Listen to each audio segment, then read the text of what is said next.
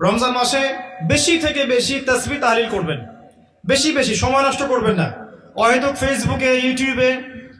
ফেসবুকে কমেন্ট করতে গিয়ে, পোস্ট দিতে গিয়ে অহেতুক সময় নষ্ট করবেন। এগুলোর কোনো ফায়দা নাই, এগুলোর খুব একটা ফায়দা নাই। বাস্তবিক মাঠে ময়দানে যারা কাজ করে এদের মধ্যে ফায়দা আছে। মুসলিমরা মাঠে কাজ করবে, মাঠে।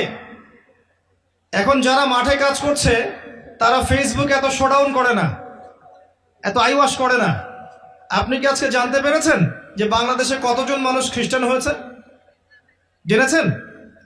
আপনি কি আজকে জানতে পেরেছেন যে বাংলাদেশে কতজন মানুষ কাদিয়ানি হয়েছে? জেনেছেন? আপনি কি আজকে জানতে পেরেছেন যে বাংলাদেশে কতজন মানুষ আহলে কোরআন হয়েছে এবং শিয়া হয়ে গেছে? আপনি কি জানতে পেরেছেন?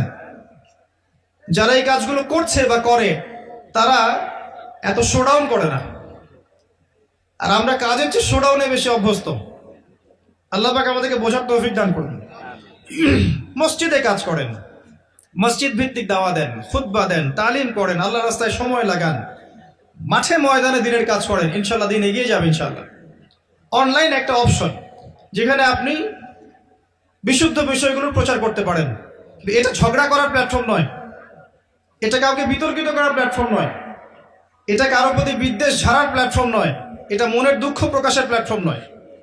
এটা একটা মাধ্যম যেটা নিয়ন্ত্রণ করে ইহুদি খ্রিস্টানরা। এই মাধ্যমটা নিয়ন্ত্রণ করে কারা? ইহুদি খ্রিস্টানরা।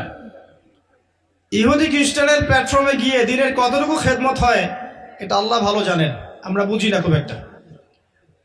অথচ মনে করছেন যে অনেক প্রচার প্রসার হচ্ছে, কল্যাণের চেয়ে এখানে অকল্যাণ অনেক বেশি আছে, সময় হলেই বুঝতে পারবেন ইনশাআল্লাহ।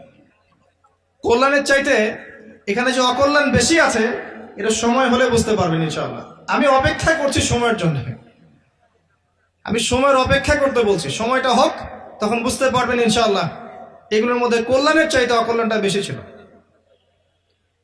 এগুলো নিয়ন্ত্রণ মুসলিমদের হাতে নেই।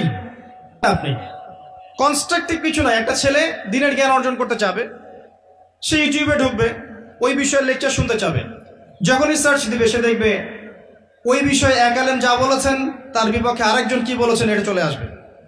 অমুক যা বললেন তমুকের বিরুদ্ধে, তমুক যা বললেন তমুকের বিরুদ্ধে, এটা চলে আসবে।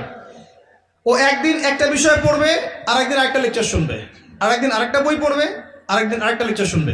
ও বিক্ষিপ্তভাবে ইসলাম চর্চা করবে, ওর মধ্যে কোনো কনস্ট্রাকটিভ ইসলামিক আইডিওলজি ইনস্টল করা যাবে না।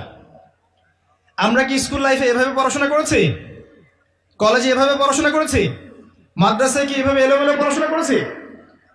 শুরুটা হয় একটা লেভেল থেকে, লেভেল 1, লেভেল 2,